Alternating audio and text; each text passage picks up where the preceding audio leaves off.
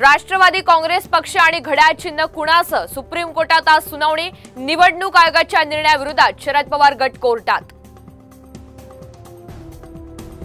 10वी 12वी पुरवणी परीक्षा आजपासून। गेल्या वर्षीपेक्षा यंदा कमी विद्यार्थी देणार पुरवणी परीक्षा। पूजा खेडकर आणि मनोरमा खेडकर यांच्यावर त्वरित कारवाई करा, अन्यथा रस्त्यावर उतरू, काँग्रेस आमदार रवींद्र धंगेकर यांचा इशारा।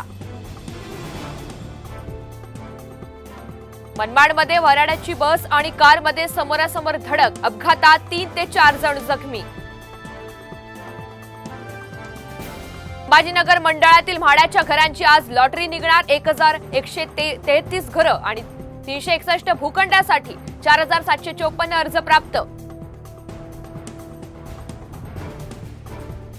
डोंबिवलीमधील भाजी विक्रेत्या महिलेचा मुलगा झाला सीए। योगेश ठोंबरे याच्या मेहनतीचं चीज, सर्वांकडून कौतुकाचा वर्षाव।